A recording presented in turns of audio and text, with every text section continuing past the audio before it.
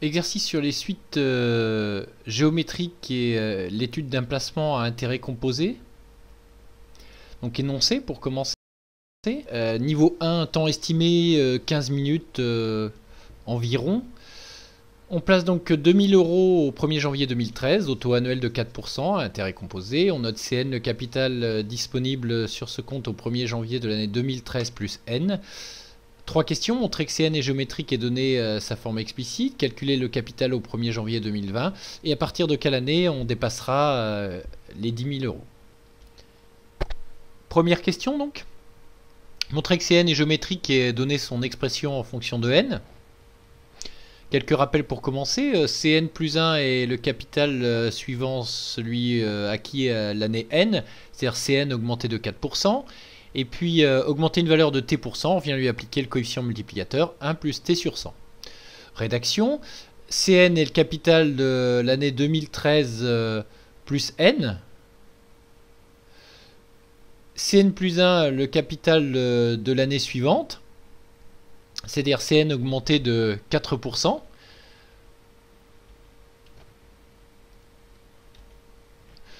En appliquant le coefficient multiplicateur, on a donc Cn plus 1 égale 1 plus 4 sur 100 Cn, c'est 1,04 Cn, coefficient multiplicateur 1 plus 4 sur 100. Une suite est géométrique si elle est définie par une relation de la forme un plus 1 égale q fois un, q étant la raison, c'est bien le cas ici, et donc la conclusion et la rédaction pour terminer. Cn est une suite géométrique de raison q égale 1,04 et de premier terme C0, c'est-à-dire le capital de l'année 2013 plus 0, à savoir 2000. La forme explicite, il suffit d'appliquer donc le résultat du cours, Cn égale C0 fois Q puissance n, c'est-à-dire 2000 fois 1,04 puissance n. Fin de la première question. Deuxième question, calculer le capital acquis au 1er janvier 2020. Il suffit donc de reprendre la définition du capital Cn, qui est le capital de l'année 2013 plus n, et de l'appliquer à 2020. 2020, c'est 2013 plus 7. Il faut donc calculer C7. Attention, une erreur classique à ce stade est de calculer machinalement C20. Donc C7, 2000 fois 1,04 puissance 7, il suffit d'appliquer la forme explicite obtenue à la question 1, environ 2632 € au 1er janvier 2020.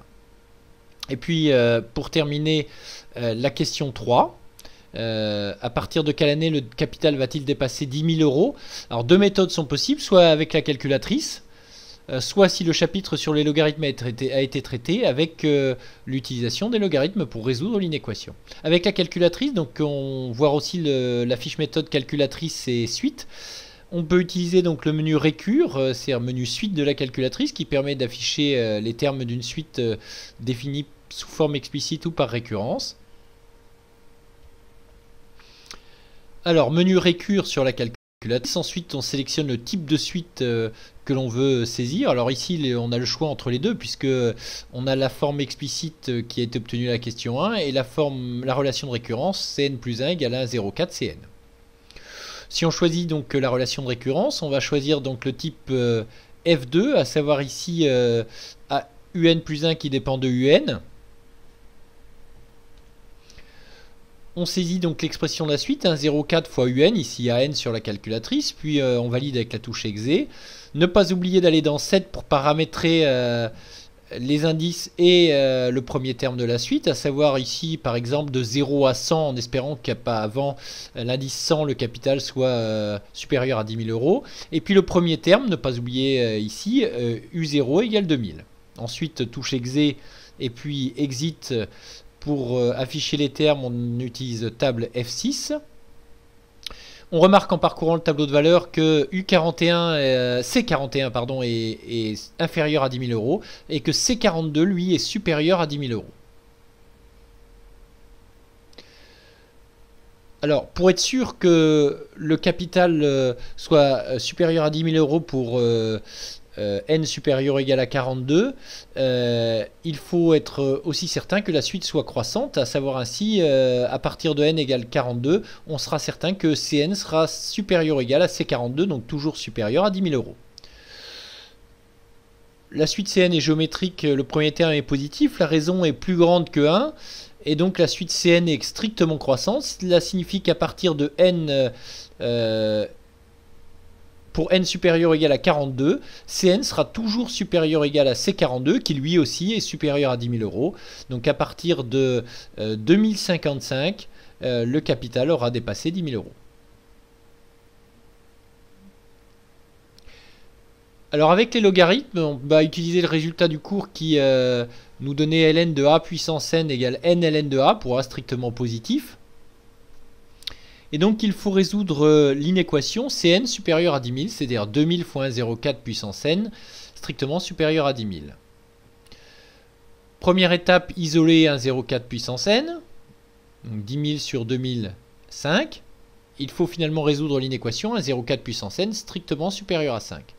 À ce stade, on applique les logarithmes puisque la fonction ln est continue et strictement croissante. On a donc ln de 1,04 puissance n strictement plus grand que ln de 5. On utilise ensuite la propriété qui a été rappelée au départ, c'est-à-dire ln de 1,04 puissance n égale n ln de 1,04. Et puis on isole n. Alors attention, ln de 1,04 ici est strictement positif, donc le sens de l'inégalité ne change pas. Une erreur courante consiste à écrire ln de 5 moins 1,04. Faites attention à ce stade puisque cette propriété que vous voulez utiliser n'est pas tout à fait la bonne. C'est ln de a moins ln de b égale ln de a sur b, ce qui n'est pas tout à fait l'expression obtenue ici. Ensuite, il faut calculer ln de 5 sur ln de 1,04 avec la calculatrice et ne pas oublier que n est un entier, donc prendre l'entier immédiatement supérieur à la valeur obtenue pour ln de 5 sur ln de 1,04. Alors avec la calculatrice, ln de 5 sur ln de 1,04 est environ égal à 41,04. N est un entier, il faudra donc n supérieur ou égal à 42. Évidemment, on retrouve le même résultat qu'avec la calculatrice. Nul besoin d'utiliser les variations de la suite Cn puisque on a résolu cette inéquation et donc on retrouve le même résultat. Vous pourrez retrouver cours, fiches méthode, aide-mémoire, exercices corrigés avec aide et rappel de cours et corrections détaillées, des QCM en ligne ainsi que les annales de l'année 2013 avec rappel de cours, aide à la résolution et correction détaillée.